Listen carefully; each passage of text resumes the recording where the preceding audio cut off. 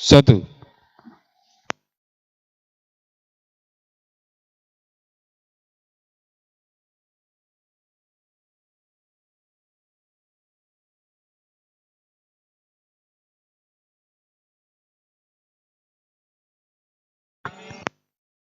Dompet hijau kan? Mana, Dek?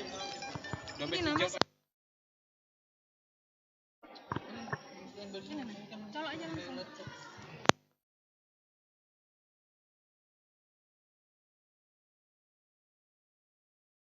Nah, nanti kan ini sampai dilepas.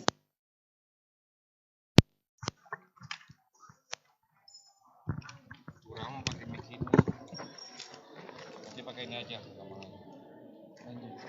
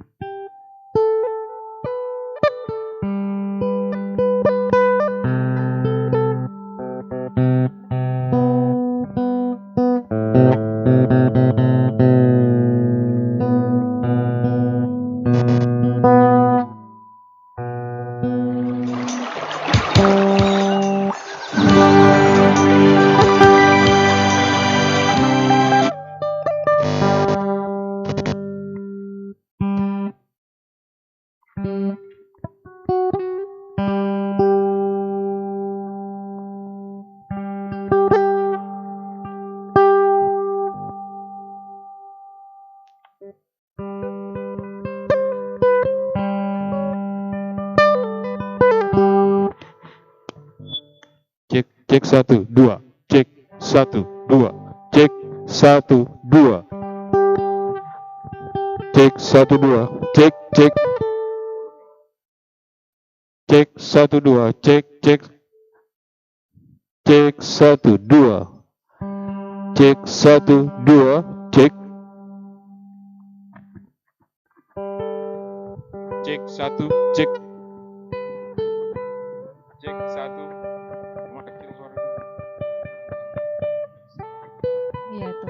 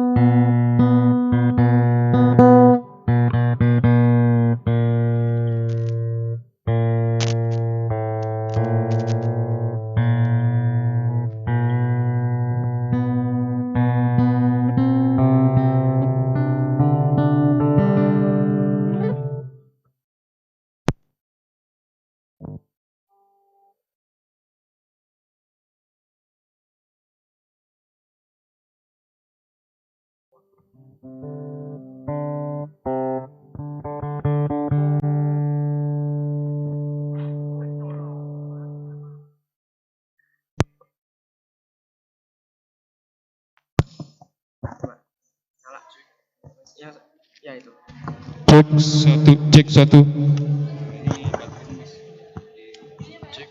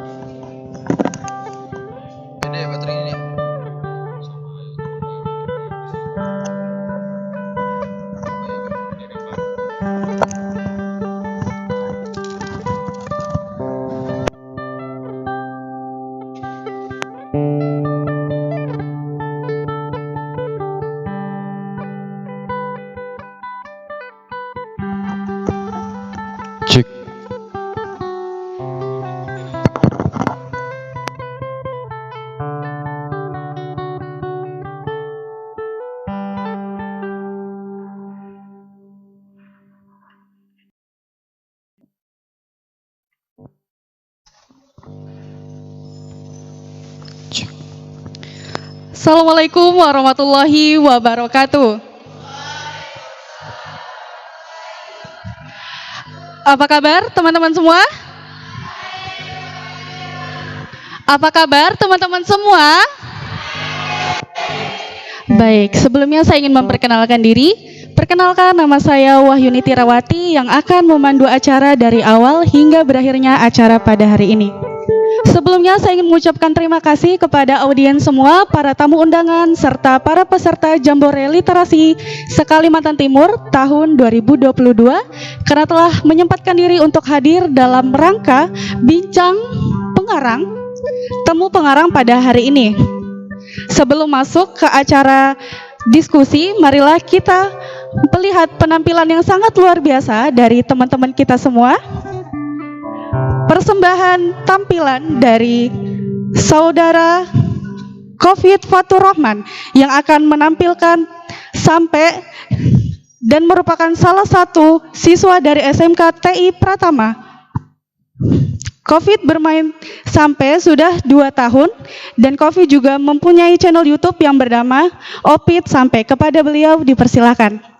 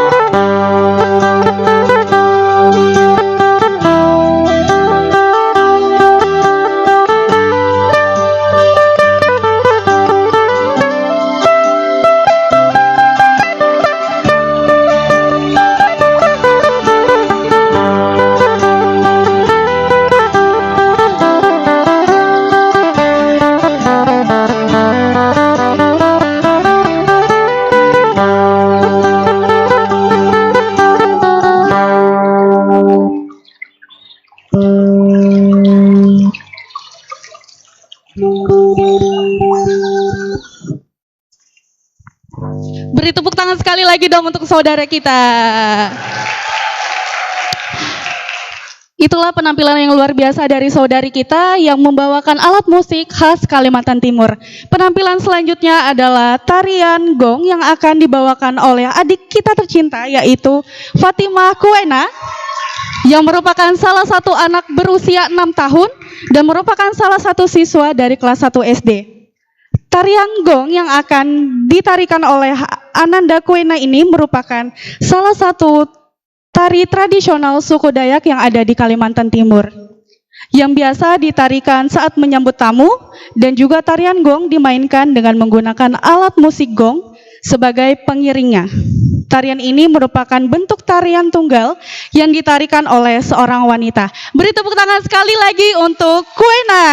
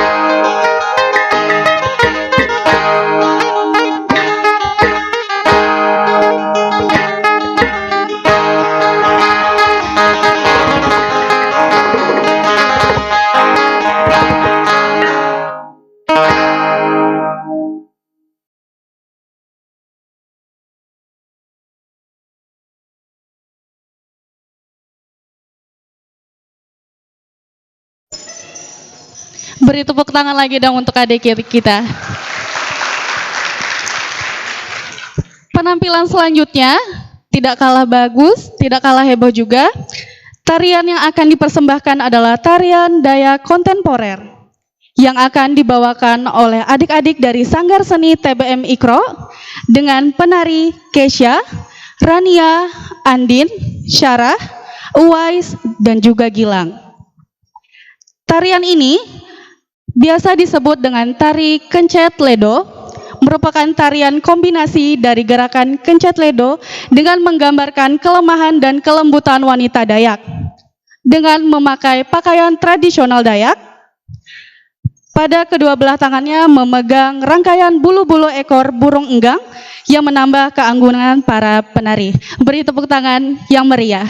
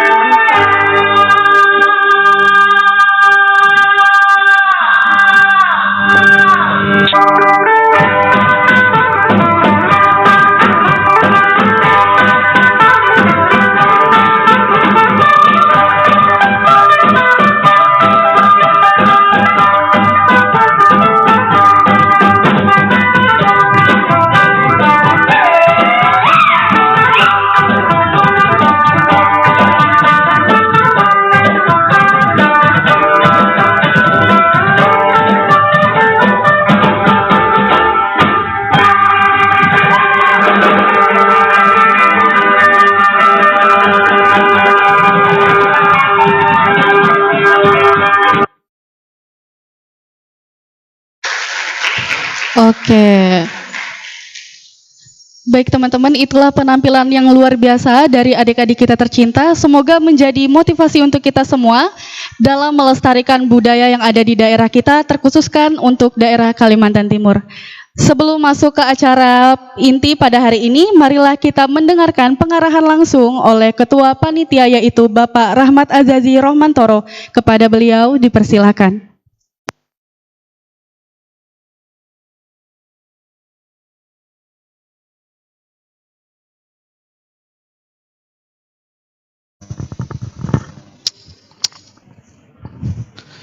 Cik. Oke, Assalamualaikum warahmatullahi wabarakatuh. Kalau saya bilang salam pemuda, jawabnya? Lebih semangat ya. Salam pemuda. Baik teman-teman, alhamdulillahirabbil alamin, hamdan yuafi ni'mahu wa yukafi majidah ya rabbana wa lakal hamd kama yanbaghi li jalali wajhikal karim wa jami sultan yang mubada. Selamat datang buat teman-teman GPMB perwakilan Pasir ya. Kemudian juga ada dari Bontang, kemudian juga dari Penajam Pasir Utara, Kutai Kartanegara, dan beberapa kabupaten kota lainnya. Sedikit arahan bahwa hari ini, khususnya siang ini, kita akan bincang atau temu pengarang bersama, saya kira tidak perlu ditanyakan lagi, karya-karyanya sangat banyak, bahkan dari berbagai macam karyanya sudah menjadi yang sering kalian saksikan, pertunjukan-pertunjukan yang sering kalian saksikan rata-rata adalah karya-karya beliau.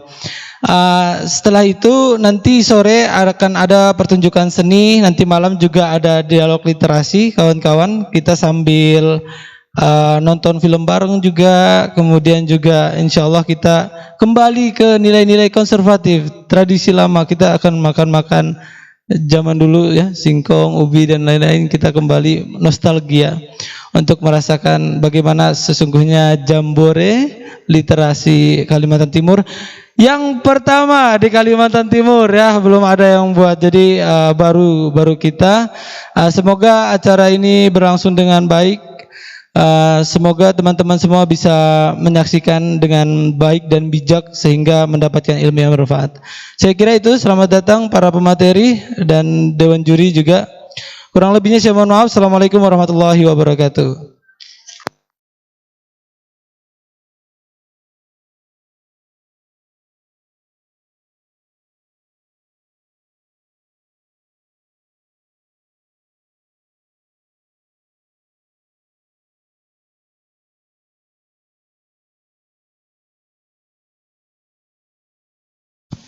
Baik, terima kasih Bapak Rahmat Azazi atas penyampaiannya. Kembali lagi bersama saya Wahyuni Tirawati yang akan memandu acara bincang pengarang pada hari ini. Sebelumnya kita harus mengenal terlebih dahulu narasumber kita pada hari ini. Untuk narasumber kita yang pertama ada Bapak Hamdani Suara, merupakan satu wartawan dan juga seniman. Bapak Hamdani Suara lahir pada tanggal 18 Oktober tahun 1960 di kota Samarinda. Pendidikan beliau adalah S1 Visipol Unmul dan jabatan organisasi beliau adalah Ketua Harian Dewan Kesenian Daerah Kaltim. Penghargaan yang didapatkan oleh beliau adalah Tokoh Seni dan Budaya Kalimantan Timur tahun 2020 dari Gubernur Kalimantan Timur, serta Anugerah Kebudayaan tahun 2022 dari Gubernur Kalimantan Timur. Adapun beberapa karya-karya beliau,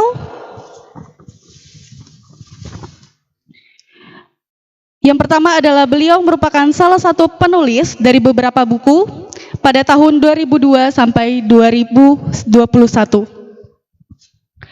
Yang pertama adalah buku mengenai Sungai Kehidupan atau Geliat Penataan Sungai Mahakam dan Sungai Karangmumus. Yang kedua adalah Prestasi Samarinda atau Prasesti Kaltim Catatan Olahraga Samarinda. Yang ketiga adalah Kampung HBS atau Kampung Perjuangan Saudagar. Yang keempat adalah Masjid Sirotol Mustaqim bersama Ridwan Tasa. Yang kelima adalah Masjid Raya Darussalam. Yang keenam adalah Wali Kota Samarinda Ahmad Amis dalam membina keragaman seni budaya daerah.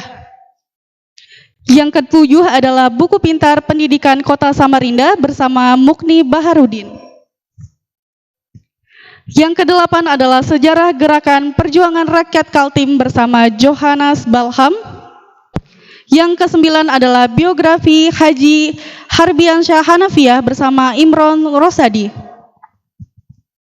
Yang ke-10 adalah Bunga Rampaian Pembangunan Kutai Timur bersama Robert Effendi. Selanjutnya Analisis Konteks Kesenian Kalimantan Timur bersama Gilang. Selanjutnya Kilas Sejarah Bangkal Timtara, serta beberapa naskah panggung dan televisi yang beliau tulis adalah yang pertama adalah Tuha merupakan salah satu naskah panggung. Yang kedua adalah Nganyau yang merupakan salah satu naskah panggung. Yang ketiga adalah Geger Majapahit yang merupakan salah satu naskah panggung. Yang keempat adalah Putri Karang Melunu yang merupakan naskah panggung. Yang kelima adalah Geger Benua yang merupakan naskah panggung, serta ada naskah serial sinetron yang berjudul Rampaian Kasih.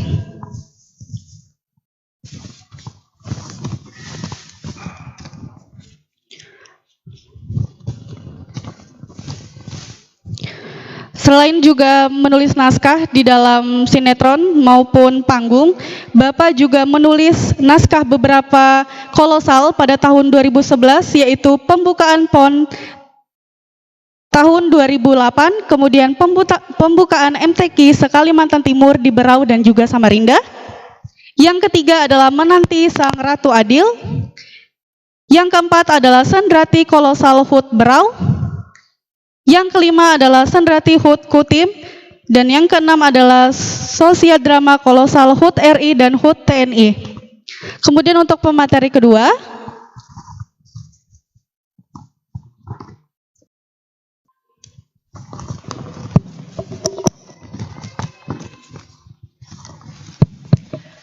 ada Ibu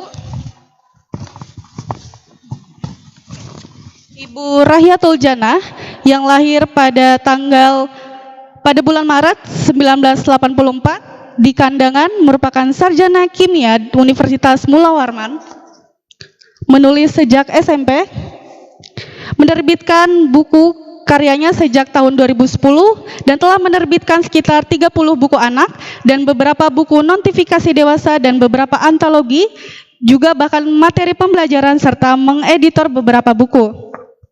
Cerpen-cerpen yang terbit yaitu di Kaltim Post dan majalah seperti Bobo dan platform lainnya. Kemudian untuk pemateri ketiga yaitu Ibu Rahmawati merupakan salah satu penulis dan merupakan salah satu istri dari 2 orang anak yang merupakan founder TBM Ikro yang berprofesi sebagai pustakawan SMP Fastabikul Khairat, yang merupakan akrab dengan dunia menulis sejak menjadi pustakawan dan akrab dengan buku-buku. Tulisan pertamanya berjudul Akil Balik, diterbitkan oleh Mujahid Press Bandung Januari tahun 2012. Itulah CV dari pemateri kita pada hari ini. Kepada Bapak dan Ibu, dipersilakan untuk naik ke atas panggung karena kita akan berbincang-bincang mengenai karya-karya Ibu. Untuk teman-teman beri tepuk tangan sekali lagi.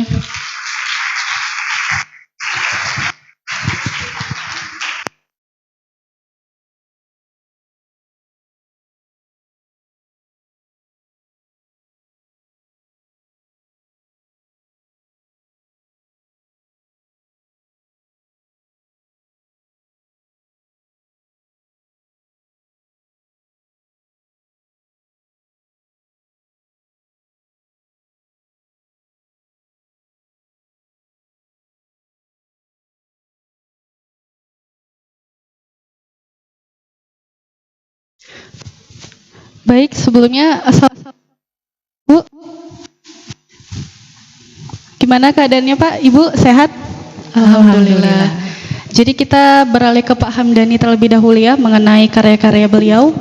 Sekiranya apa saja sih Pak karya-karya Bapak Hamdani yang Bapak tulis sejak dahulu dan bagaimana prosesingnya? Mungkin kita bisa sharing di sini. Kepada Bapak Hamdani dipersilakan. Terima kasih. Bismillahirrahmanirrahim. Assalamualaikum warahmatullahi wabarakatuh. Terima kasih Mbak Moderator, Ibu Jana, kemudian Ibu Rahmawati. Beliau tidak asing lagi bagi saya. Sering beberapa kali bertemu dalam berbagai event begitu. Saya agak gugup jujur berhadapan dengan dua pemateri ibu-ibu ini. Pertama, saya banyak kalahnya. Saya cuma menang satu, menang di umur, menang di usia. Selebihnya saya kagum. Ibu Janah tadi sudah menulis sekian puluh buku, ada 30 Bu ya. Kemudian Ibu Rahmawati juga banyak menulis buku. Kalau saya paling banyak Bu, para peserta sekalian ya sekitar 10 saja. Dan umumnya yang saya tulis itu berkaitan dengan non-fiksi. Saya menulis buku, dalam buku ya, bukan karya sastra, itu umumnya karena ada sponsor, karena ada yang membiayai. Karena kalau saya membuat buku sastra, saya jujur agak kesulitan untuk menerbitkan, untuk membiayainya. Nanti mungkin Ibu Jana atau Ibu Rahmawati bisa, saya juga kepengen belajar bagaimana sih bisa menerbitkan buku sendiri, antologi puisi misalnya, atau karya-karya yang lain. Saya hampir semua yang dibacakan oleh moderator tadi, itu saya ulangi, itu merupakan hasil yang diterbitkan oleh pemerintah Kota Samarinda, pemerintah provinsi, dan pemerintah Kabupaten Kutai Timur. Jadi kalau dalam buku-buku saya, kalau saya dianggap pengarang yang idealisme, tidak juga. Karena itu satu kebutuhan bagi saya, yang pihak pemesan itu dapat menyampaikan informasi tentang program mereka. Bagi saya mendapatkan imbalan begitu. Syukur-syukur bisa menambah ngebulnya asap dapur rumah tangga saya. Akan tetapi kalau karya yang berkaitan dengan yang fiksi, saya umumnya saya tulis sendiri, saya terbitkan sendiri karya-karya itu. Tidak ada pesanan siapa-siapa. Kalaupun ada pesanan, cuma ada beberapa Bu. Jadi misalnya, kalau misalnya ketika saya membuat naskah tentang PON, pembukaan PON yang nasional dilaksanakan di Samarinda 2017, kemudian MTQ serta ulang tahun Provinsi Kalimantan Timur serta Kabupaten Berau, saya jujur itu juga adalah proyek pesanan. Tapi meskipun pesanan, tapi saya tetap memasukkan idealisme saya sebagai seorang penulis, terutama penulis fiksi begitu. Nah, demikian juga tadi tentang karya-karya non-fiksi yang disebut moderator, itu ada beberapa. Saya menganggap bahwa itu merupakan sesuatu yang memang dalam tanda petik menghasilkan. Akan tetapi juga saya juga menyelipkan tentang idealisme saya dalam buku-buku tersebut. Katakanlah saya tahun 2002 sampai 2004 itu menulis buku tentang sungai kehidupan, geliat penataan Sungai Mahakam dan Sungai Karangmumus. Saya lahir di Karangmumus, di bantarannya bukan di sungainya. Jadi saya tahu betul problematik masyarakat yang tinggal di daerah Karangmumus, di bantaran, sama dengan di Sungai Mahakam. di bantaran Sungai Mahakam.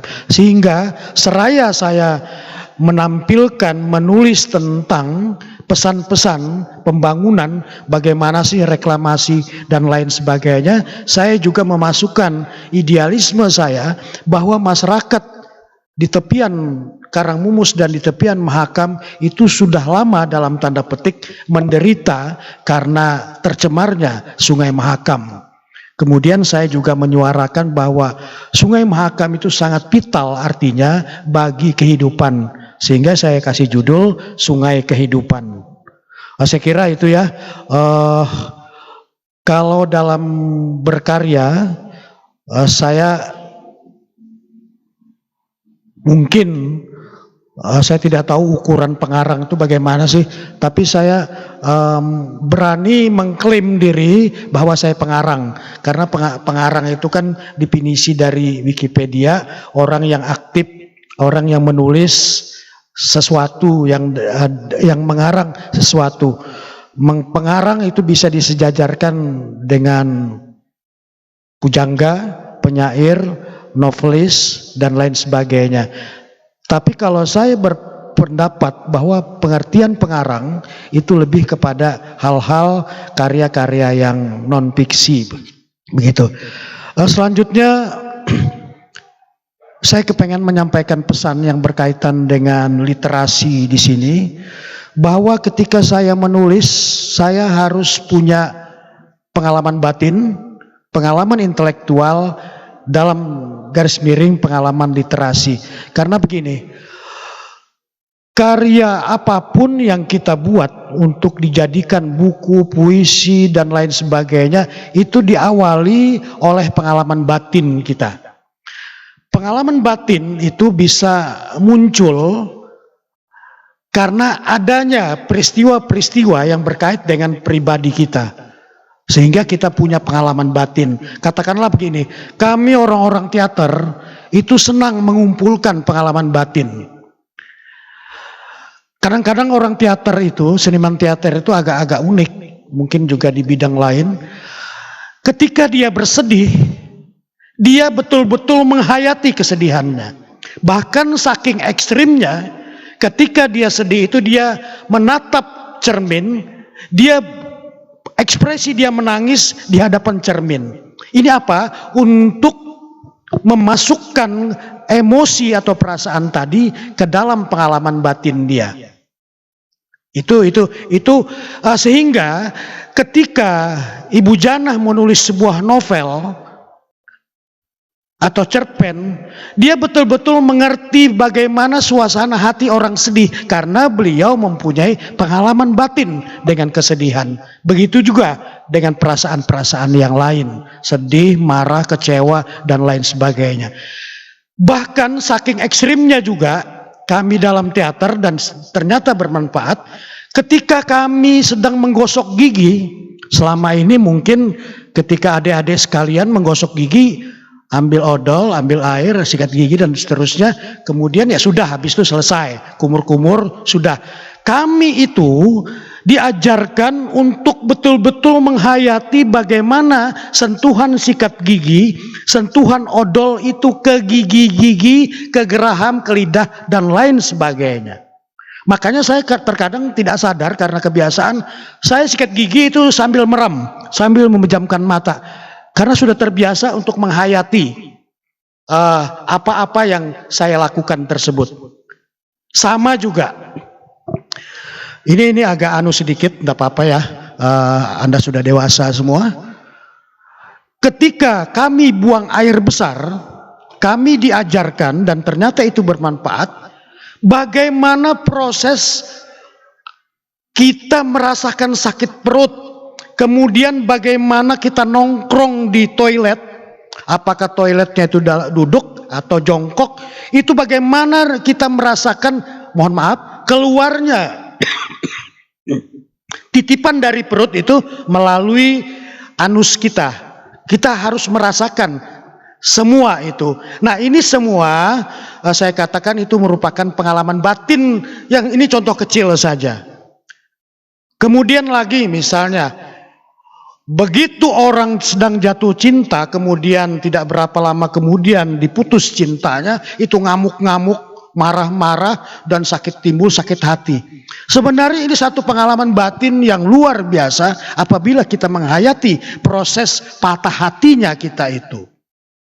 Nah, sehingga ketika nanti kita menulis cerpen, kita tahu bagaimana perasaan sakit hati diputus seseorang, orang yang kita cintai, dan lain sebagainya. Makanya saya seperti yang saya katakan di awal tadi, kadang-kadang kami orang teater dan ternyata itu bermanfaat. Ketika kami bersedih, kami menatap cermin, melihat hingus yang keluar dari lubang hidung, kemudian air mata yang keluar dari pelupuk mata, kemudian bagaimana bibir kita ini kalau bersedih kan mewek atau menangis turun ke bawah, kalau sedang gembira naik ke atas. Nah, ini hal-hal yang detail ini itu merupakan pengalaman batin kita.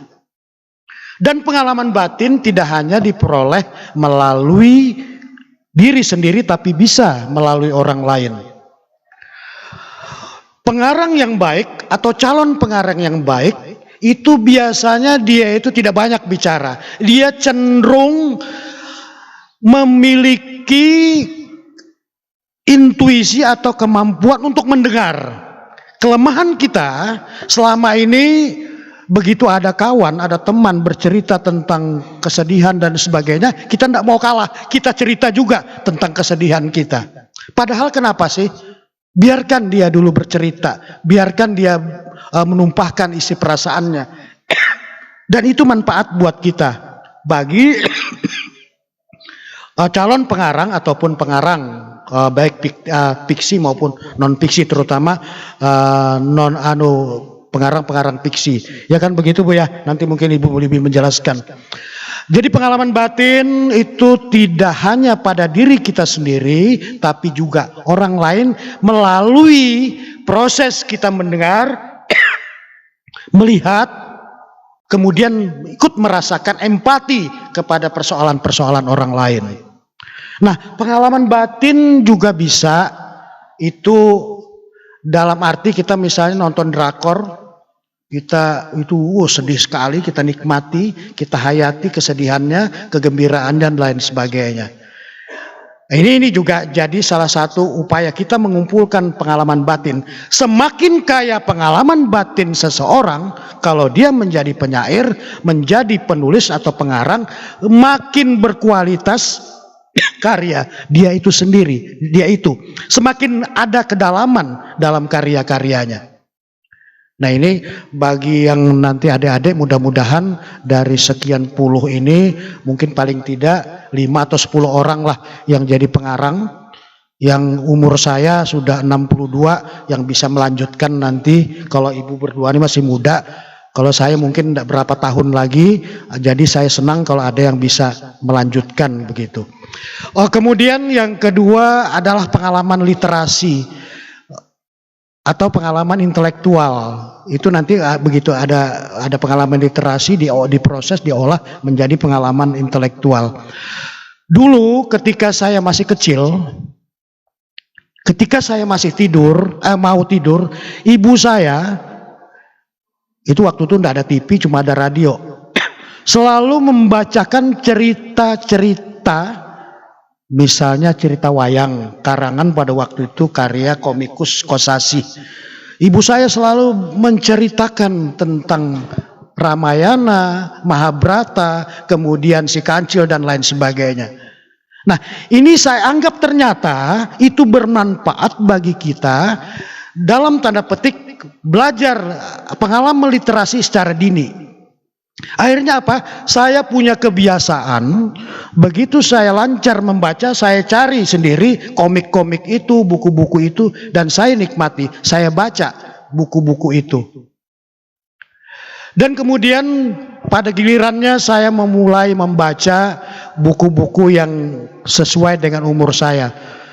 Terkadang umur saya waktu itu SD, SMP, tapi bacaan saya sudah bacaan-bacaan yang orang-orang yang dalam tanda petik sudah dewasa. Katakanlah saya sampai sekarang jadi penggemar buku serial film cerita silat Churchill Koping Ho.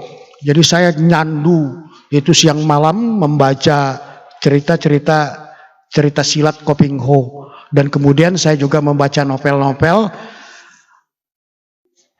Saya punya kecenderungan membaca karya fiksi.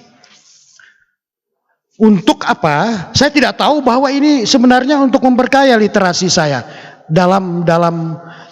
Akhirnya saya menyadari itu bermanfaat bagi saya ketika saya menulis. Kemudian juga saya jurusan IPA waktu SMA. Saya apabila mata kuliah IPA, biologi, kimia, fisika, saya tidur kadang-kadang. Tapi apabila itu mata pelajaran, bukan mata kuliah, mata pelajaran bahasa Indonesia, mata saya segar, kemudian saya paling bersemangat menerima pelajaran bahasa Indonesia itu. Dan ternyata juga ada manfaatnya. Saya tidak tahu Ibu Janah kan prodi kimia ya, apa begitu juga sama.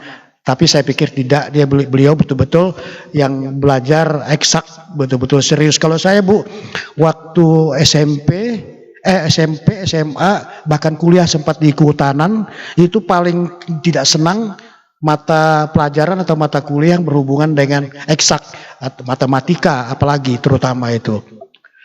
Kemudian berkaitan dengan literasi ini. Dulu ada namanya almarhum Rijani Asnawi, beliau itu ketua Dewan Kesenian Samarinda, beliau juga kepala Dinas Pendidikan dan Kebudayaan Kaltim. Selanjutnya jadi ketua harian Dewan Kesenian Provinsi.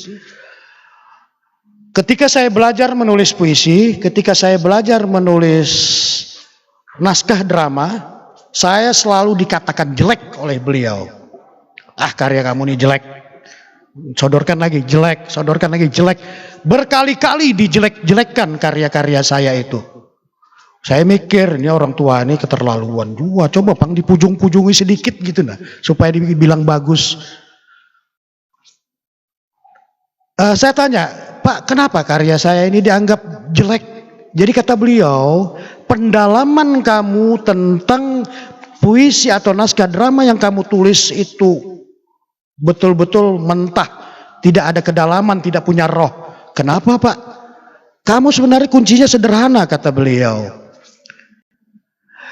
Kamu mulai sekarang, dan mungkin pernah saya lakukan sebenarnya sudah, kamu baca apa saja, mulai cerita anak sampai cerita orang tua, kemudian baca tentang buku-buku dan lain sebagainya. Jangan kamu menganggap karena kamu jurusan IPA, pada waktu saya SMA, lantas yang kamu baca itu pelajaran eksak saja. Atau kalau kamu jurusan sosial, kamu baca tentang sejarah saja. Semua kamu baca. Kamu bagaimana katanya menulis naskah tentang dokter dalam naskah kamu kalau kamu tidak tahu bagaimana profesi dokter itu.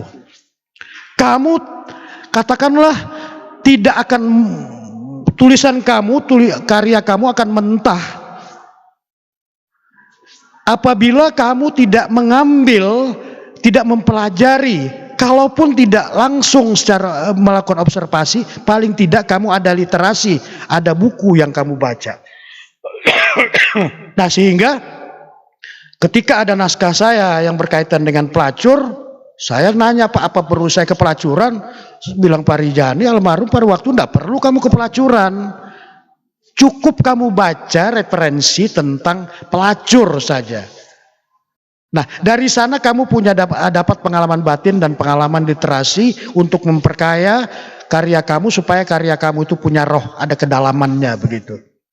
Yang selama ini paling-paling kalau punya kedalaman, adik-adik sekalian, saya juga pernah mengalami ketika SMA, ketika kuliah, itu ketika sakit hati atau patah hati bikin puisi cinta yang panjang-panjang. Itu yang berisi ungkapan perasaan. Nah itu sekilas menurut kita itu bagus. Tapi menurut orang lain, wah mentah ini, cengeng dan lain sebagainya. Itu yang ingin saya sampaikan, bahwa ada 3 poin. Pertama, pengalaman batin, kemudian pengalaman literasi, yang terakhir adalah pengetahuan tentang bahasa Indonesia karena kita menulis dalam bahasa Indonesia.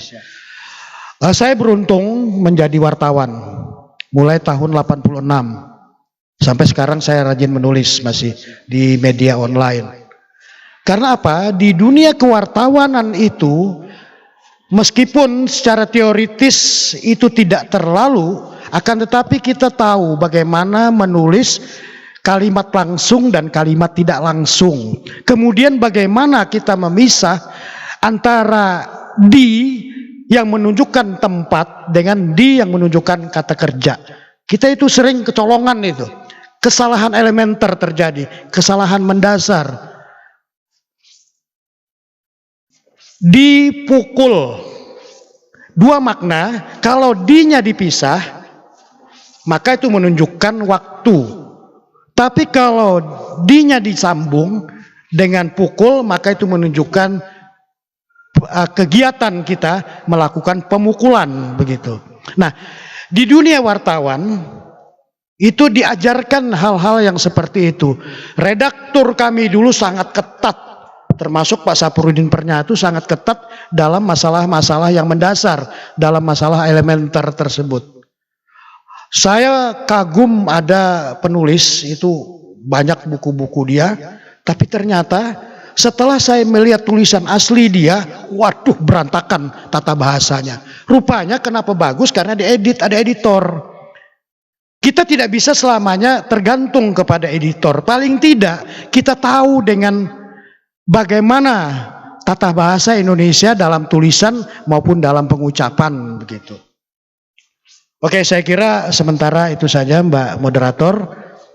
Silahkan ke narasumber yang lain. Terima kasih Bapak atas penyampaiannya. Selanjutnya adalah penyampaian dari Ibu Rauhiatul Jannah mengenai karya-karyanya. Kepada Ibu dipersilakan.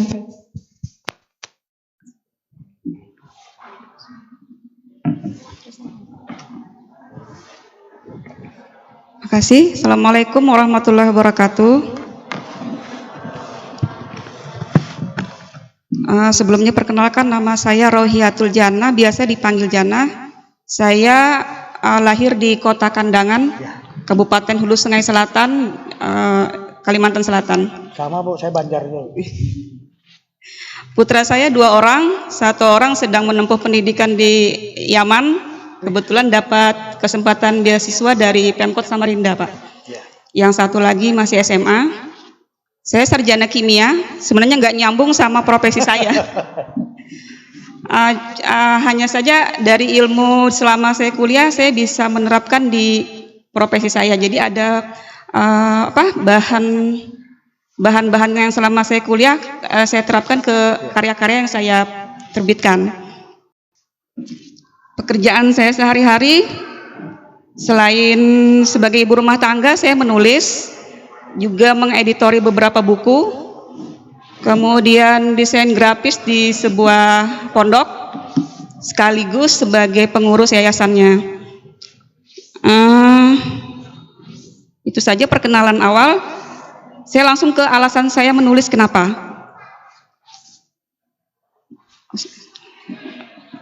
Slide ke berapa itu ya?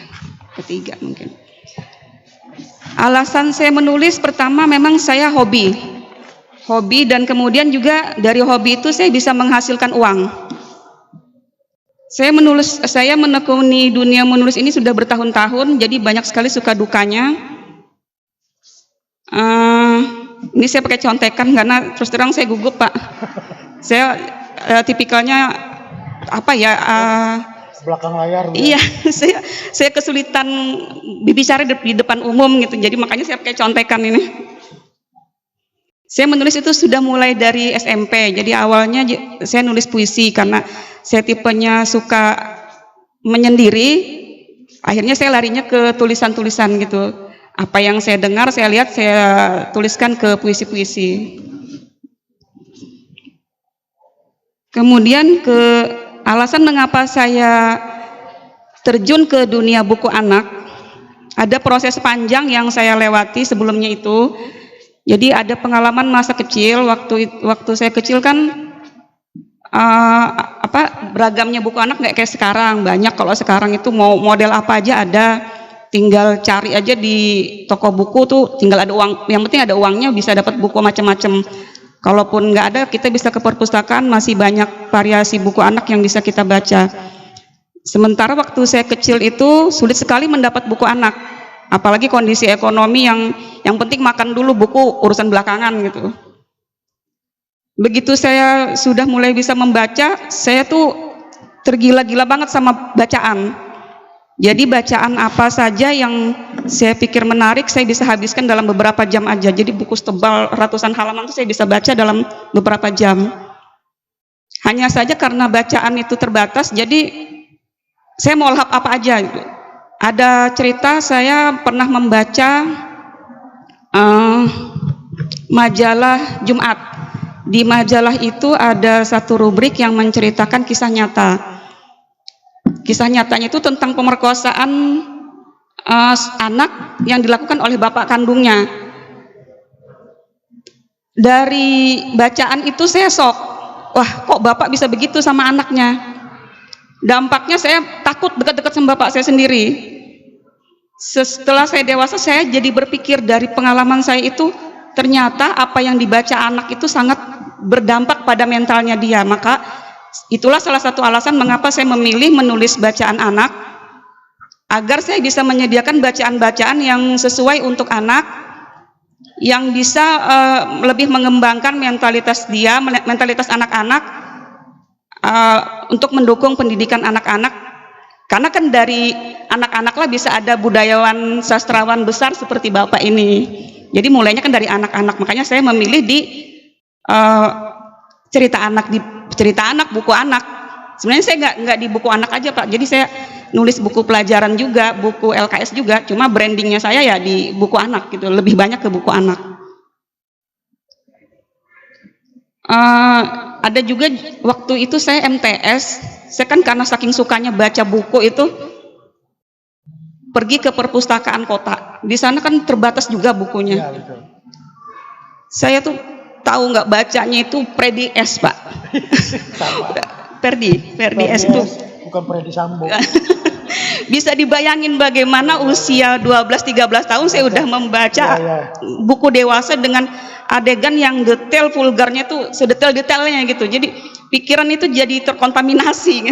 Sama Bu. Sama. Ya, iya. Jadi itulah alasan mengapa saya lebih memilih bukan fokus juga sih, lebih banyak ke buku anak gitu. Kemudian salah satu alasan lain juga adalah tantangan menulis buku anak itu karena kita nggak cuma ditantang bisa menulis, kita ditantang bisa menyajikan bacaan yang menurut anak itu menyenangkan. Kalau menurut orang dewasa menyenangkan, belum tentu menurut anak. Jadi begitu baru baca berapa kata udah dilempar sama anak-anak. Jadi tantangan menulis buku anak itu besar, lebih sulit. Jadi ini karya pertama saya.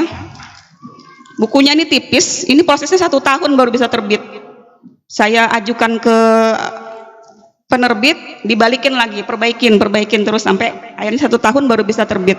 Cuma buku setebal 24 halaman, kalimatnya pendek-pendek sekali. Itu kesulitan menulis buku anak sekaligus tantangan yang menyenangkan bagi saya. Saya nggak tahu kalau untuk penulis yang lain, cuma untuk saya cukup menyenangkan. Karena nggak perlu banyak kata, cuma sulit-sulit gampang. Kemudian juga untuk buku anak ini pangsa pasarnya cukup menjanjikan karena buku anak beragam. Jadi ada kayak buku aktivitas, ada buku cerita, ada buku pelajaran. Jadi pangsanya luas. Kalau buku anak sebenarnya sama aja sih, cuma sudut pandang saya begitu, ragamnya, macamnya banyak gitu. Jadi selama ada orang yang melahirkan, saya pikir pangsa pasar buku anak masih ada gitu. Yang selanjutnya, hal-hal tidak menyenangkan bagi penulis itu dianggap pengangguran. Yang pertama itu dianggap pengangguran. Jadi kalau tiba-tiba misalnya kebetulan hokinya bagus, royalti gede, saya tiba-tiba belanja, saya dianggap ngepet nih kayaknya, katanya gitu. Karena kan kita nggak tahu, orang-orang tuh nggak tahu apa sih yang dikerjain di rumah aja seharian, nggak keluar-keluar kok tiba-tiba banyak uangnya gitu. Kemudian alasan hal yang tidak menyenangkan kedua itu adalah dilarang baper, jadi siap-siap kecewa. Jadi selama proses saya menulis dari 2010 sampai sekarang, nggak terhitung yang ditolak oleh penerbit. Saya pernah mengirim hampir 10 naskah, yang diterima cuma 1, dan itu pun terbitnya baru 2 tahun baru bisa terbit. Jadi untuk penulis dilarang baper, kirim, nggak usah tunggu, tulis lagi, kirim tulis begitu aja. Kalau saya membicarakan ini yang untuk penulis yang kayak saya jual jasa, bukan menerbitkan sendiri Pak, jual jasa.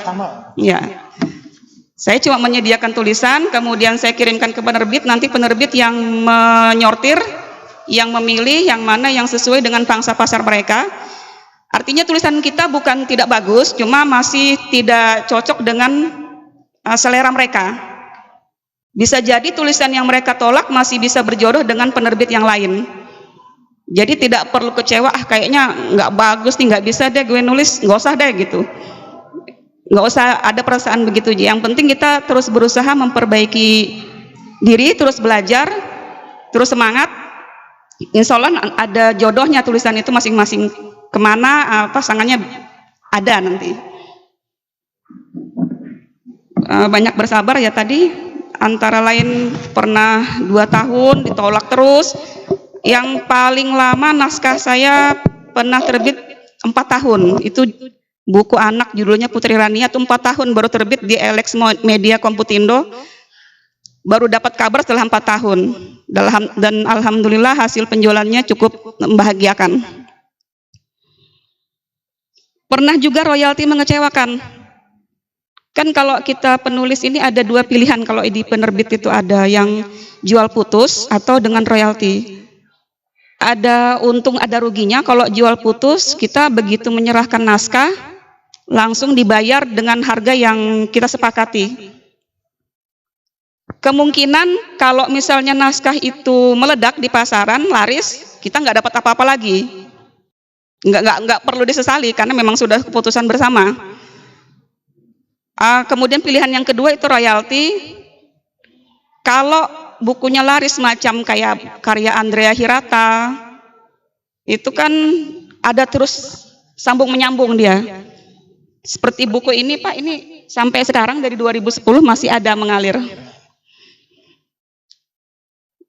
Ya itu keuntungan kalau memang penjualannya bagus. Tapi kalau penjualannya sedikit, saya pernah dapat 1 semester cuma 50.000 ditransfer. Ini Bu hasil penjualannya 50.000. Itu yang salah satu yang mengecewakannya dari keputusan kita menjadi penulis.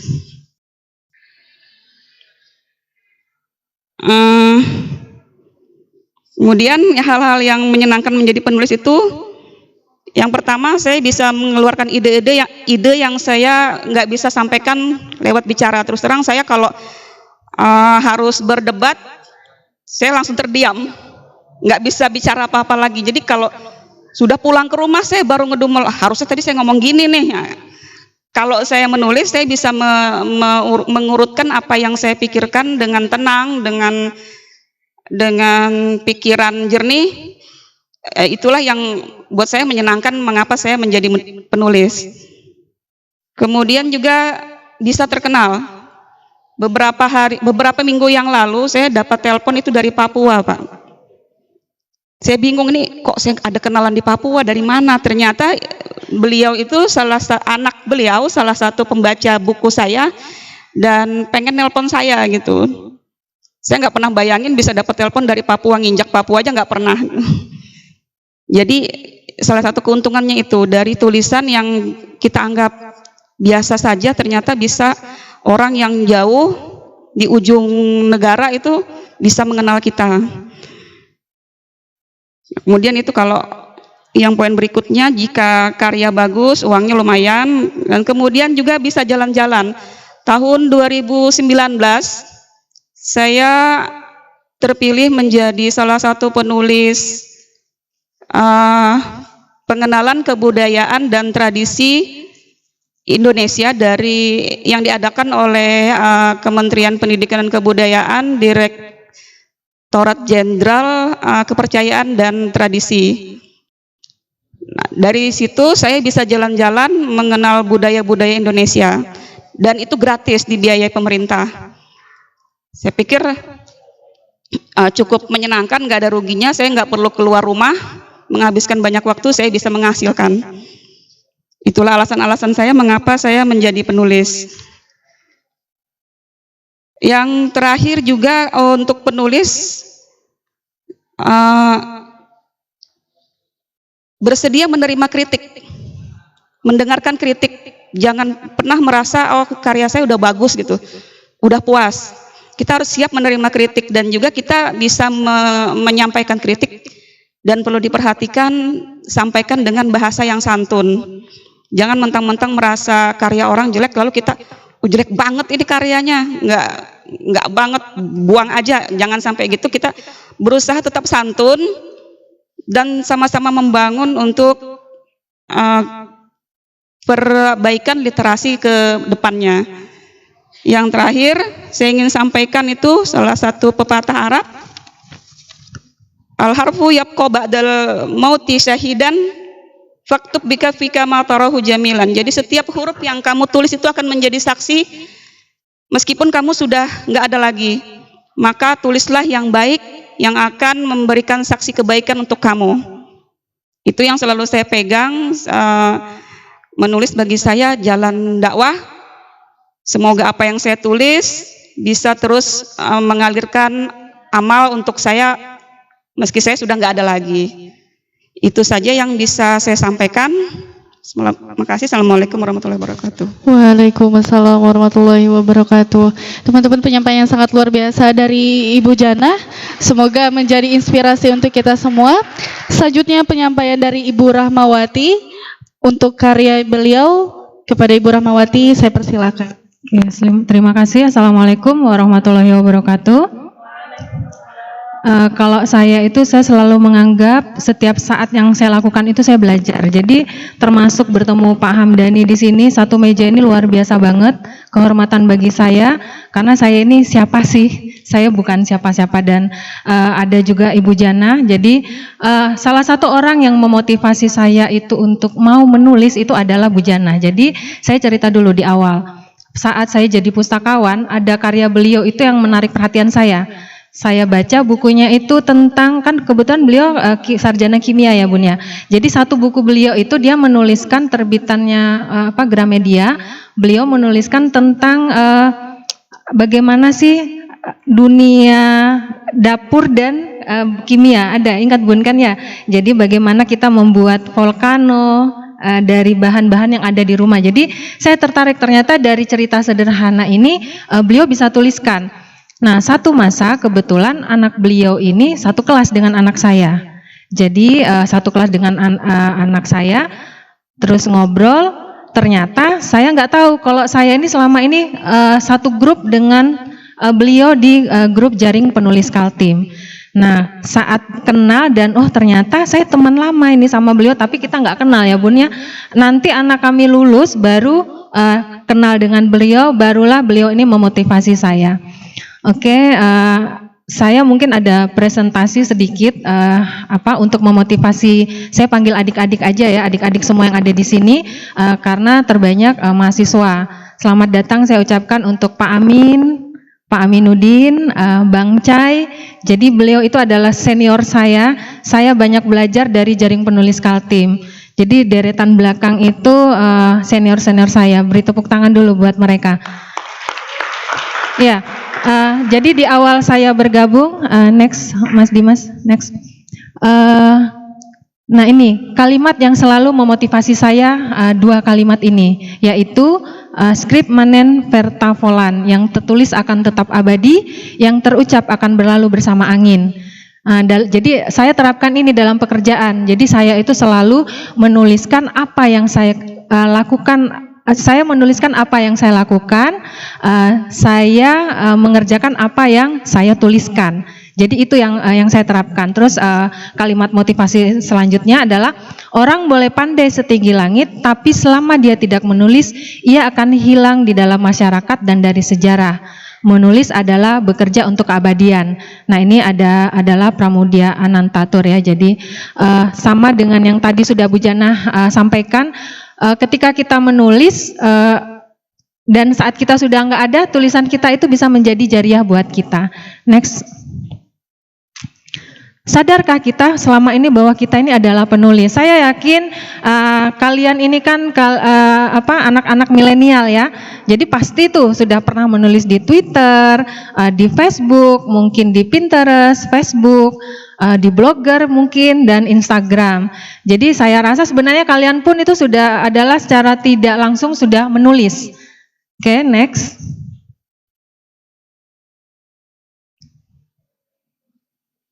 Oke, jadi mengapa menulis? Nah, ini visi saya. Bagi saya menyebarluaskan banyak pemikiran atau ide. Dan yang kedua itu menebar lebih banyak kebaikan serta inspirasi. Sedangkan motivasinya adalah mendapat pahala, mendapat kawan, dan jalan-jalan. Benar kata Bu Jana. Jadi saya tahu yang namanya Bangka Belitung itu dibiayai negara. Saya bisa berangkat ke Jakarta juga ya dibiayai oleh negara. Jadi ketika kita menang lomba, itu dia sudah include dengan jalan-jalannya kita. Oke, next. Nah, ini mengapa menulis? Nah, selama ini kan banyak tuh, saya yakin di antara teman-teman yang ada di depan, satu, menulis itu karena baper. Saya bisa baca. Nah, menulis karena baper. Jadi semacam perasaan kan. Jadi ketika putus cinta, seperti Pak Hamdani bilang ya Pak ya, putus cinta dituliskan, kesal dengan teman Pak dituliskan, ya kan. Nah, yang kedua itu adalah sebagai informasi dan dokumentasi. Terus yang ketiga itu sebagai bank memori kita. Jadi termasuk saya ini adalah orang yang pelupa. Jadi ketika saya akan melakukan sesuatu itu saya tuliskan dulu runut. Jadi ketika saya lupakan apa ya yang saya belum kerjakan, nanti saya lihat catatan saya. Nah, selanjutnya itu adalah kita menulis adalah merupakan hasil pemikiran dan penelitian. Oke, jadi kesemuanya itu adalah tujuannya itu untuk menginformasikan, membujuk, mendidik, dan menghibur. Oke, next. Nah, ini manfaat menulis sebenarnya sudah disampaikan nih sama Bu Jana. Nah, ini adalah beberapa karya saya yang sudah saya tuliskan. Jadi ada satu buku kebetulan ini saya bawa. Jadi buku yang gambar merah putih dan buku yang nomor 2 ini adalah buku yang saya tuliskan. Ini saya menuliskan ini karena saya kebetulan pegiat literasi, saya bergabung di GPMB Provinsi Kaltim, dan pada saat itu kita ada kunjungan ke Desa Tani Baru. Jadi Desa Tani Baru itu ada di Anggana, di daerah 3T, jadi 3T tertinggal, apalagi tuh kalau terluar, ya kan Mbak, jadi serba terisolir ya. Nah, pada saat itu saya itu terinspirasi dengan kepala sekolah nih, Al-Fatihah buat beliau. Pada saat saya tulis buku ini beliau masih ada, dan alhamdulillah pada saat itu beliau masuk sebagai PNS inspiratif, jadi 20 terbaik seluruh Indonesia. Nah, akhirnya saya tuliskan, saya mohon izin sama beliau, saya tuliskan dalam bentuk buku, dan tulisan saya ini saya berhasil meraih juara 3. Saya berhasil meraih juara 3 dan uangnya tidak sedikit. Pada saat itu Kemenpan RB mengadakan kita nih menulis PNS inspiratif dan itu setiap tahun. Jadi silahkan adik-adik yang ada di depan kalau mau mengikuti ini, ikuti IG Kemenpan RB. Jadi mereka itu setiap tahun akan mengadakan event ini. Kita menuliskan PNS inspiratif menurut kita, dan nanti itu dari kementerian yang akan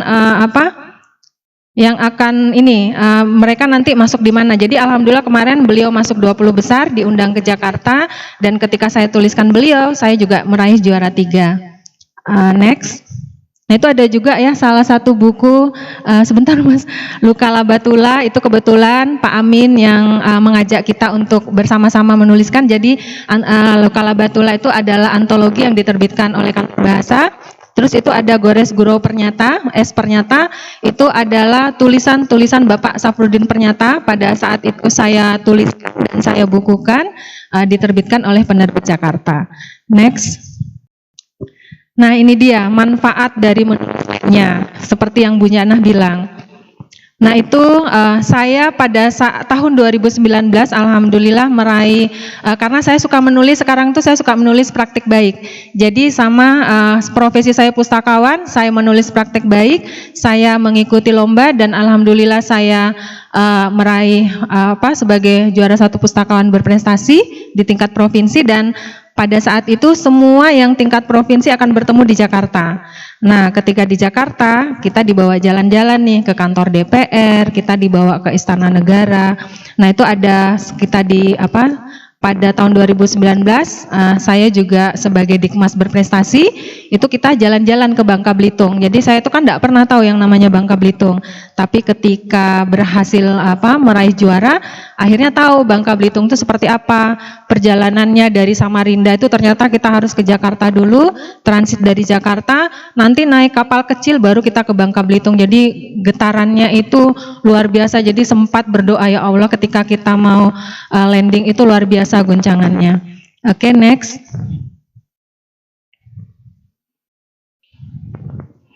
Oke, nah ini manfaat menulis lainnya. Jadi manfaat menulis lainnya itu kita bisa mengenal orang-orang yang yang sepaham dengan kita, yang memiliki ide sama dengan kita. Jadi sama saya bersyukur saya bisa kenal Pak Hamdani Suara dari dunia literasi juga, kenal Pak Aminuddin, kenal Bang Cai, terus itu ada Mbak Andan kayaknya ya. Mbak Andan, terima kasih, selamat datang.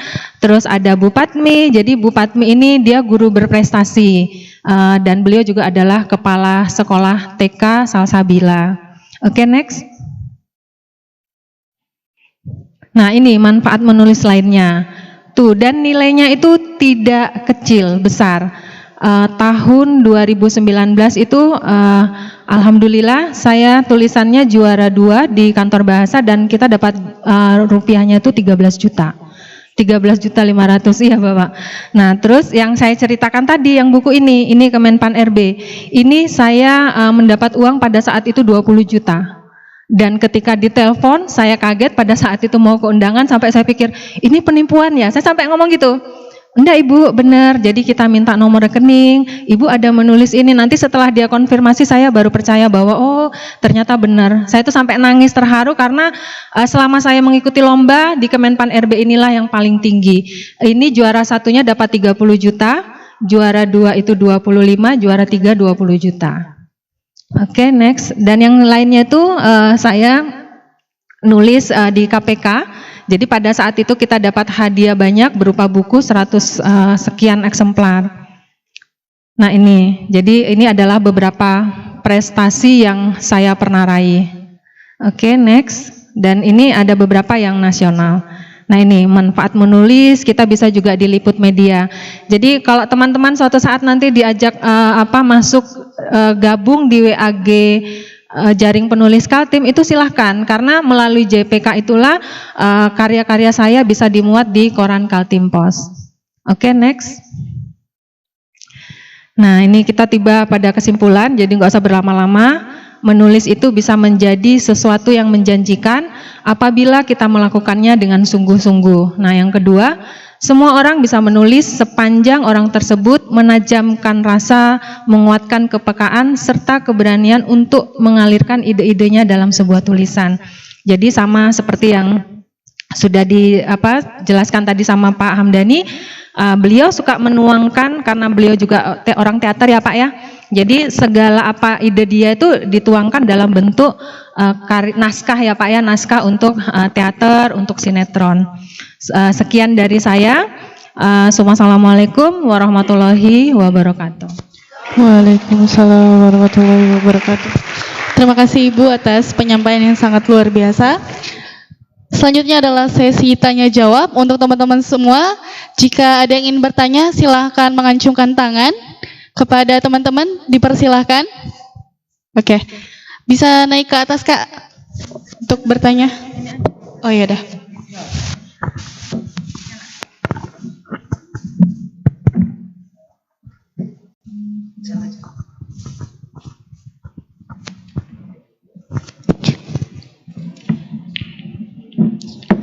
Assalamualaikum warahmatullahi wabarakatuh. Perkenalkan, nama saya Dedi Junedi, salah satu pengelola perpustakaan di Balikpapan, perpustakaan sekolah. Mungkin sedikit agak beda sama pemaparan tadi. Itu pertanyaan saya, bagaimana cara menarik minat peserta didik dalam dunia literasi, khususnya menulis, agar bisa merangsang dunia kreatifnya dalam menulis tersebut.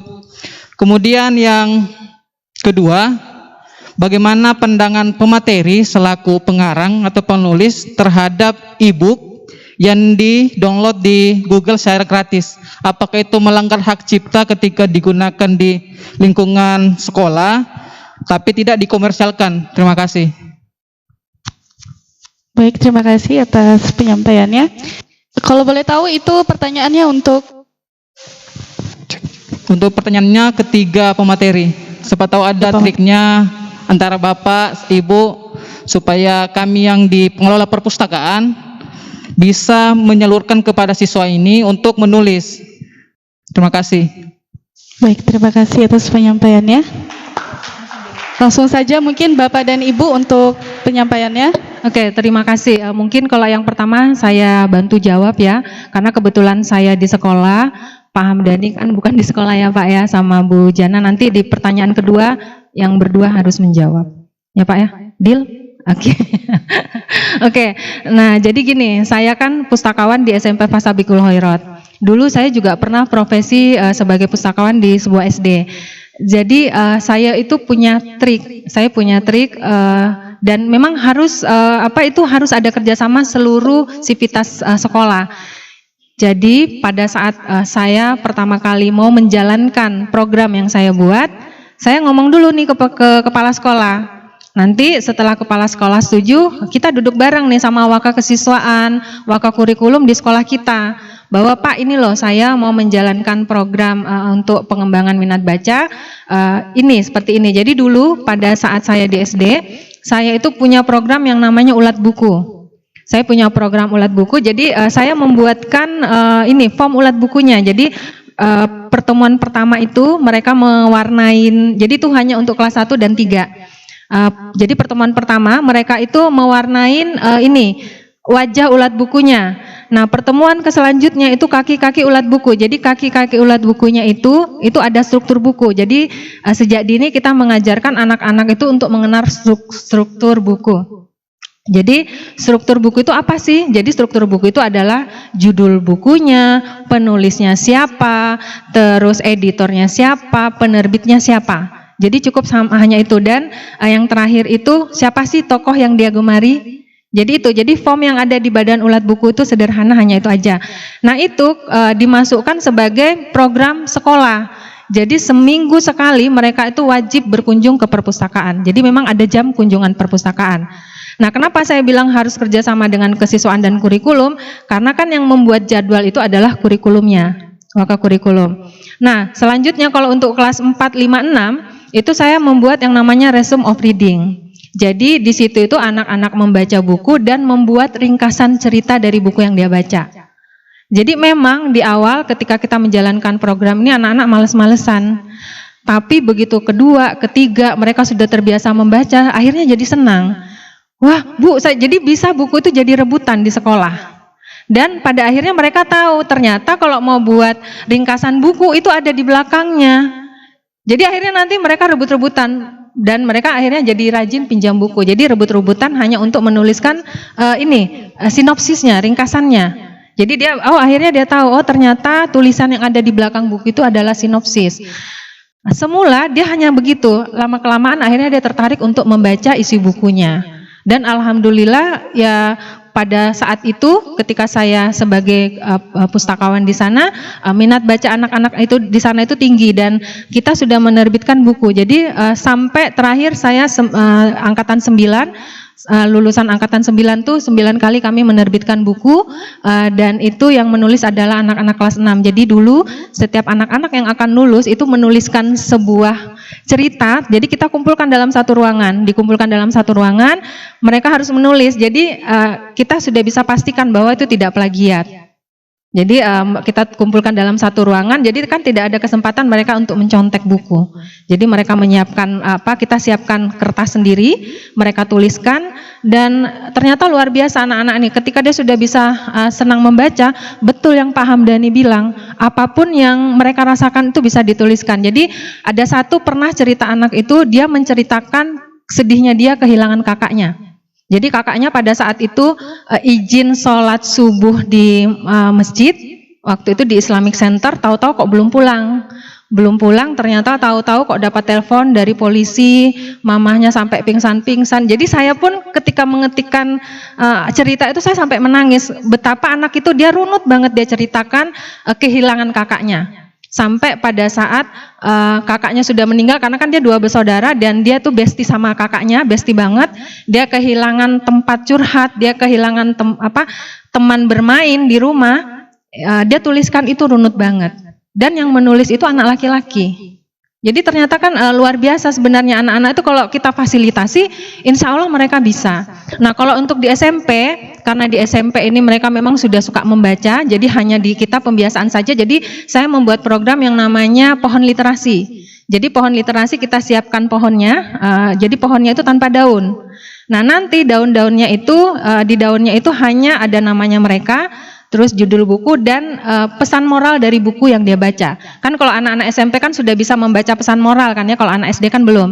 Jadi hanya itu. Nah nanti ada penilaian dan itu pun dibuatkan jadwal kunjungan ke perpustakaan.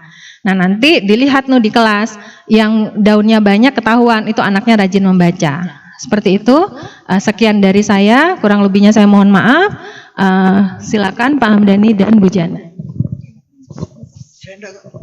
Oh ya, dari teman yang dari Balikpapan tadi pertanyaan kedua tuh saya enggak ngerti itu ada ibu-ibu atau apa tadi. Cek. Begini Pak, pandangan seorang pengarang terhadap download e-book secara gratis di Google. Apakah itu melanggar hak cipta karena biasanya penyedia e-book di Google itu ilegal kayaknya Pak.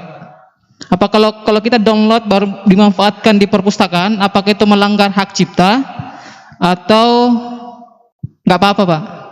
Terima kasih.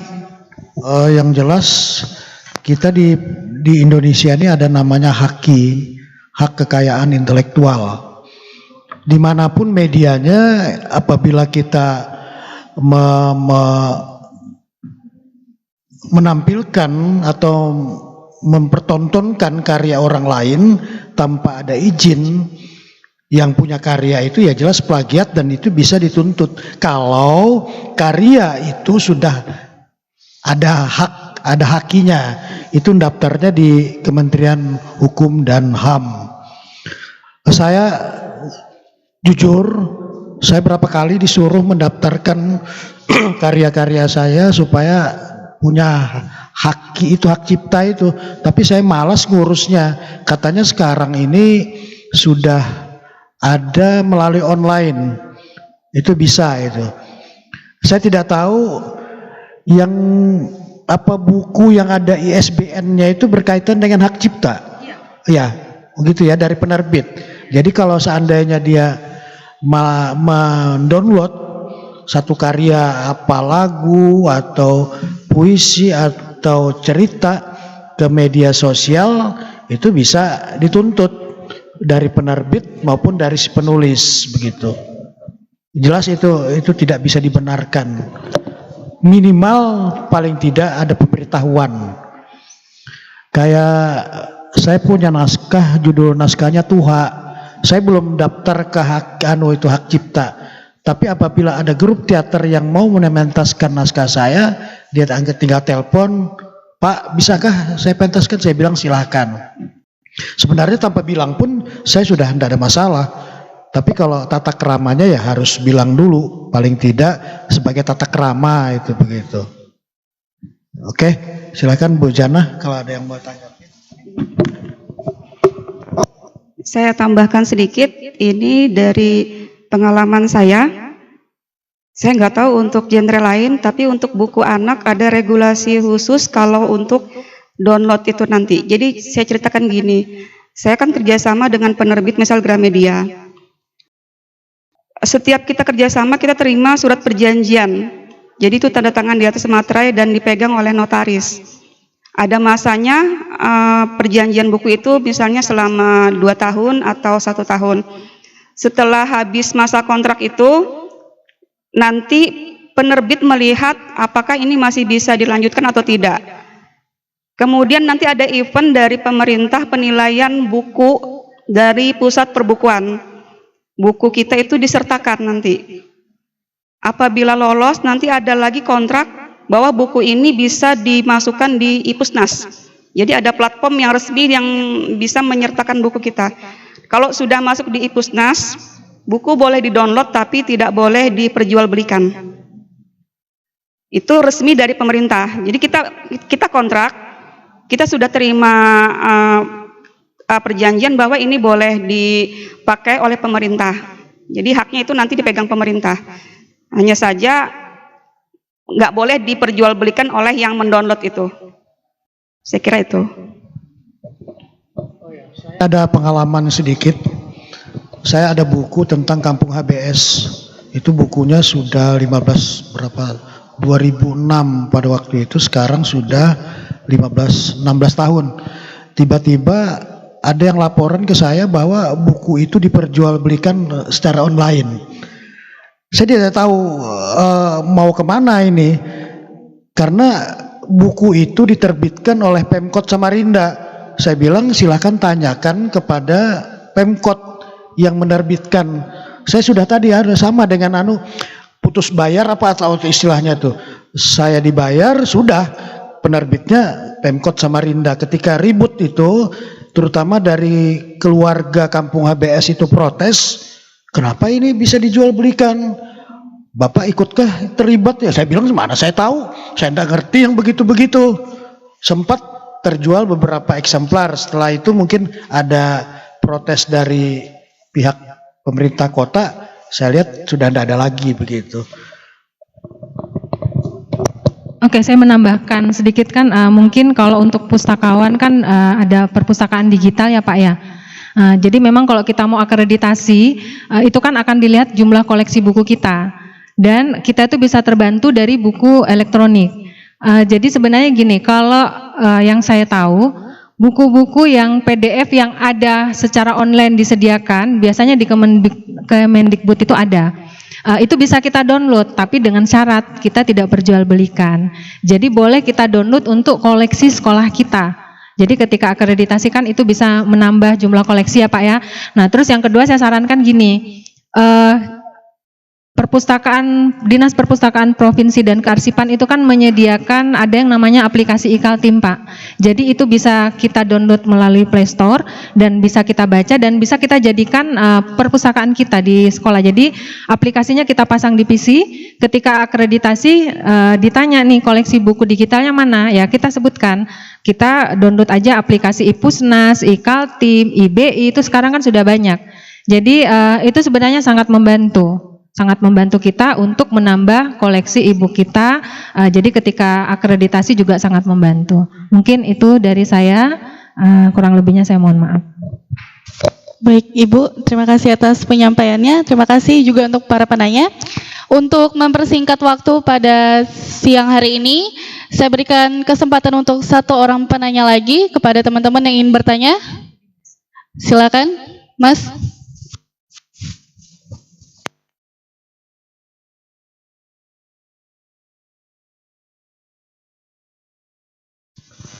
Baik, Assalamualaikum warahmatullahi wabarakatuh. Waalaikumsalam warahmatullahi wabarakatuh. Sebelumnya perkenalkan Bapak Ibu, ya, nama saya Dimas Ramadhani dari Tirtonegoro Foundation. Pertanyaan saya adalah terkhususnya untuk Pak Hamdani. Ya, pertanyaannya adalah apa sih ciri-ciri yang dibuat karya yang dibuatnya atau pembuatannya itu yang termasuk mendalami, Pak?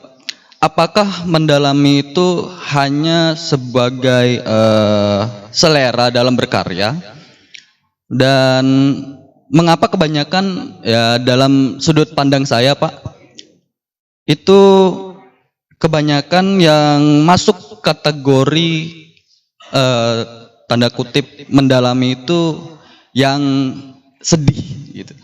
Apakah ya itu dari kacamata saya saja Pak. Ya, terima kasih. Oh ya Mas Dimas, saya tadi yang mendalami perasaan untuk sebagai kekayaan batin itu saya mencontohkan yang sedih begitu ketika kita menangis untuk supaya kita dapat pengalaman batin. Kalau kami orang-orang teater itu bercermin, melihat cermin, kemudian bagaimana ekspresi sedih kita, air mata keluar, ingus keluar, bibir mewek ke bawah, itu salah satu contoh saja. Kan perasaan itu kan banyak, ada senang, gembira, kemudian sedih, kecewa, haru dan lain sebagainya. Jadi memang dalam penulisan baik fiksi maupun non fiksi itu harus ada memang pendalaman. Kadang-kadang dulu yang saya lakukan, begitu saya sudah punya puisi, saya buru-buru kepengen diterbitkan, entah di media atau di mana. Padahal saya belum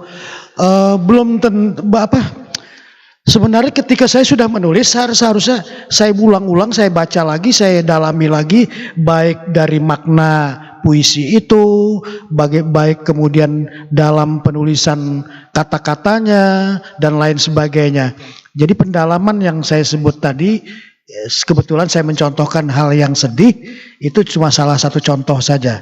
Banyak hal lain untuk memperkaya batin kita, hal-hal lain yang bisa kita lakukan. Dan pengalaman batin tersebut tidak hanya muncul dari pengalaman kita sendiri, tapi pengalaman orang lain pun melalui kita mendengar cerita dia, curhat dia, kita bisa merasakan pengalaman batin yang akhirnya jadi milik kita, pengalaman batin itu. Selama ini kan kita kalau ada satu peristiwa yang menimpa kita lewat saja, habis itu sudah kita lupakan. Sebenarnya itu bagus untuk jadi bahan untuk memperkaya batin kita. Sama dengan ketika kita membaca satu buku, kadang-kadang begitu habis ya sudah. Sebenarnya ada sesuatu yang apa yang kita baca itu yang bisa memperkaya pengalaman intelektual kita atau pengalaman literasi kita. Saya dulu begitu habis buku baca lempar selesai sampai satu lemari novel-novel dan lain sebagainya. Ketika saya coba ulang membaca beberapa tahun kemudian, saya kaget kok seperti baru saya baca. Itu karena kesalahan saya sendiri. Kenapa saya tidak melakukan ketika saya membaca novel atau karya buku itu dengan apa namanya? Dengan totalitas, dengan kalau kami itu menyebut dengan penghayatan, dengan imajinasi dan lain sebagainya. Betul Bu, pernah saya baca kok seperti saya tidak pernah membaca begitu. Padahal sudah saya baca tamat. Ketika saya ulang membaca, nah ternyata saya menemukan rupanya saya tidak betul-betul menghayati apa yang saya baca. Menghayati ini kan maknanya banyak. Itu saya kira ya, Mbak Dimas. Mas Dimas. Terima kasih Bapak atas penyampaiannya. Terima kasih untuk teman-teman yang sudah bertanya.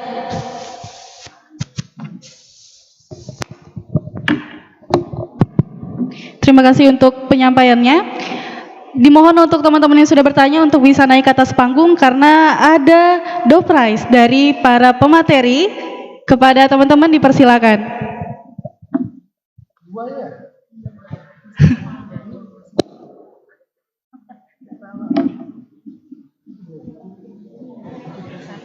Untuk pemateri mungkin bisa melakukan penyerahan Pak Hamdani. Oh saya wakili Sebelah sana. Di sini sejajar lah, di depan. Nah, ini saya menyampaikan amanat karena kamu sudah bertanya dan ternyata pertanyaan itu menarik dan dapat door prize dari Bunda Mayanti, 2 buku keren. Satu-satu ya? Berbekal center judulnya ini menarik, mengentaskan buta aksara. Ya, selamat. Ya. Kemudian ini keranjang buah untuk buah oma. Jadi kamu kalau punya adik atau punya anak, suruh baca ini ya. Siap. Ya, terima kasih sama Ibu Anu, Ibu Janah yang punya karya itu. Baik, beri tepuk tangan dulu untuk teman-teman kita yang sudah bertanya. Selanjutnya penampilan yang luar biasa yang akan ditampilkan oleh Saudara Andan Dewi Murni. Dalam penampilannya akan menampilkan puisi yang berjudul Apakah Senja Dinanti. Kepada beliau dipersilakan.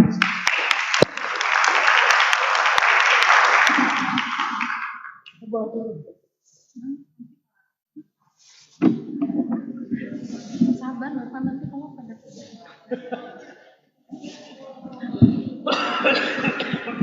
Nanti saya ke SCP. Nanti saya minum dulu, Pak. Minum dulu, Pak.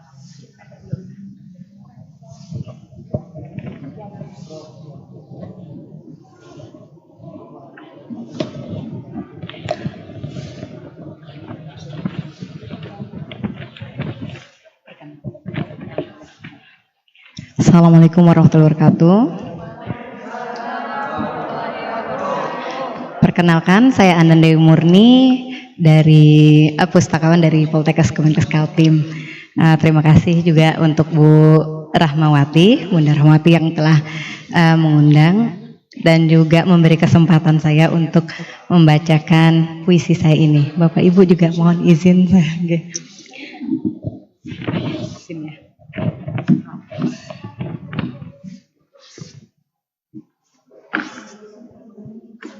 Apakah senja dinanti?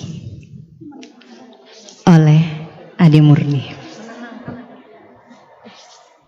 Senja selalu dirindu karena pesona jingga menyandera mata.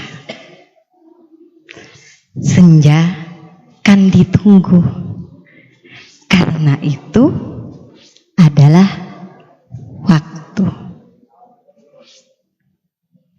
Senja selalu dinanti karena ia adalah tanda gemintang temani sang dewi malam. Tapi mengapa manusia kadang tak ingin di usia senja? Apakah senja dinanti? Terima kasih. Assalamualaikum warahmatullahi wabarakatuh. Terima kasih atas penyampaian puisi yang sangat indah. Saya juga berterima kasih kepada para pemateri pada sore hari ini dan saya juga berterima kasih kepada audiens yang telah mendengarkan acara Temu Pengarang pada hari ini.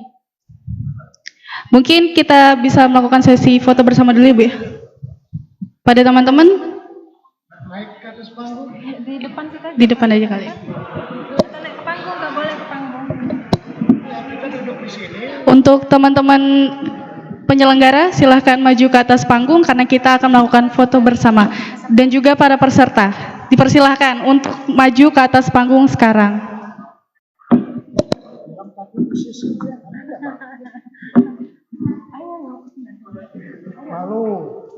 Ayo teman-teman, kita maju ke atas untuk foto bersama. Ayo teman-teman JPK juga, Pak Amin, Bang Cai, Mbak Fitri. Ayo ke atas ini kita foto bareng. Untuk dokumentasi Bu Patmi mana ini sudah menghilang? Bu Patmi. Ayo Bun, kita foto bareng. Ayo teman-teman, silakan buat dokumentasi kita hari ini. Ayo yang Langka lain loh. langsung Langka naik ada- aja ke atas panggung. Langka bisa foto sama. Lebih cepat lebih baik ya. Yo Pak Amin, Bang Cai. Teman-teman yang di luar mungkin bisa merapat dulu ke atas panggung karena kita akan melakukan sesi foto bersama. Kepada teman-teman yang di luar silahkan merapat ke atas panggung sekarang.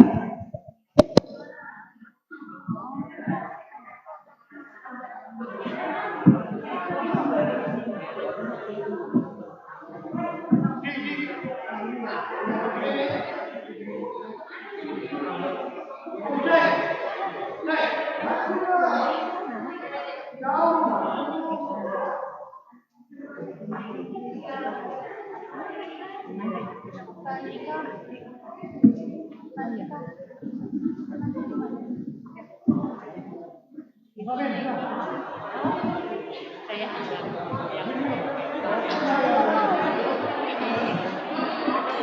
yang lain teman-teman jangan ada yang di kursi, kita maju, kita foto sama-sama, kita ramaikan panggung ini. Untuk teman-teman yang di meja registrasi juga bisa maju ke atas panggung untuk sesi foto bersama.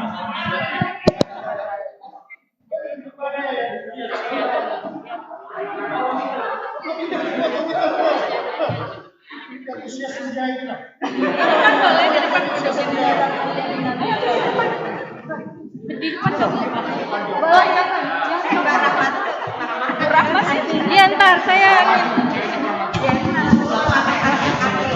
Yang lain mungkin bisa di depan. Ayo, ayo.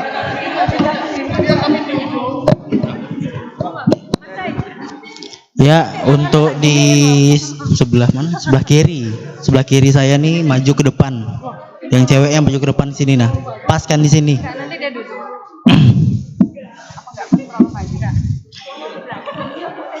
Ya, kan nggak muat lo itu nah ke sana lagi. Sisanya sambung di samping. Samping. Penggal dia soalnya di samping.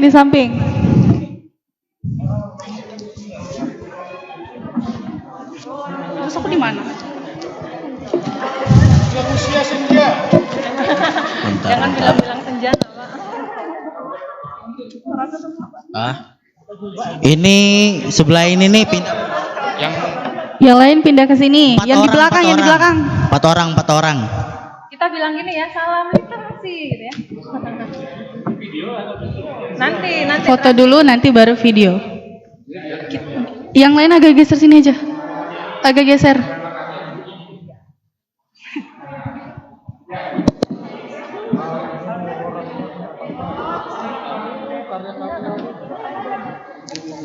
Oh iya betul. Geser lagi. Ini yang pakai baju biru kotak-kotak nah. Geser lagi. Geser ke kiri. Geser lagi. Ya, geser lagi. Lagi. Ayo. Ya, yang belakang nomor 2 agak naik dikit. Ya, nomor 2 agak naik dikit. Oke, sip ya, ditahan. Ke kamera ini dulu ya. Oh, 1, 2.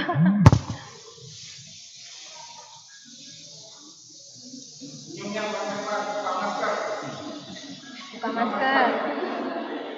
Yang cadar jangan dibuka ya. Ya.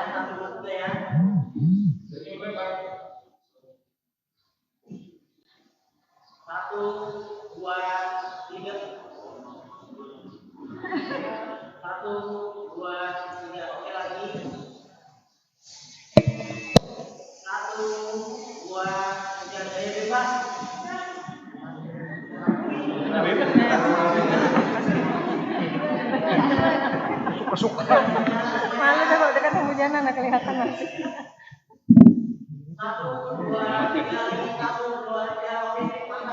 Salam literasi, video mak, video salam literasi. Bilang dulu Jambore literasi. Oke. 1, 2, 3. Salam literasi.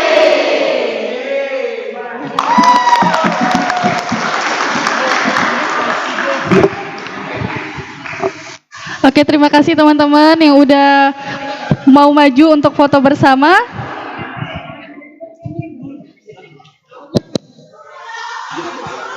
Saya ucapkan juga terima kasih kepada Bapak dan Ibu selaku pemateri serta tamu undangan pada hari ini. Dengan beberapa penyampaian di depan, maka berakhirlah acara kita pada hari ini. Saya Wahyuni Tirawati selaku pembawa acara pamit undur diri. Wabillahi taufiq wal hidayah. Wassalamualaikum warahmatullahi wabarakatuh.